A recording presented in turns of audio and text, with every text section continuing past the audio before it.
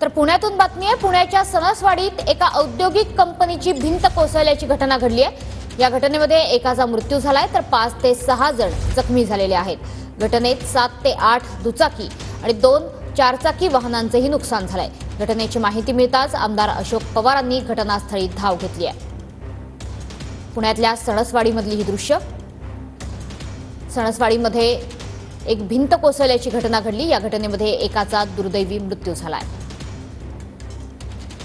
ही भिंत एका औद्योगिक कंपनीची होती आणि भिंत कोसळल्यामुळे या भिंतीच्या बाहेर असलेल्या काही वाहनांचं तर नुकसान झालंच, मात्र एकाचा दुर्दैवी मृत्यूही झाला तर 5 ते 6 जण जखमी झालेले आहेत।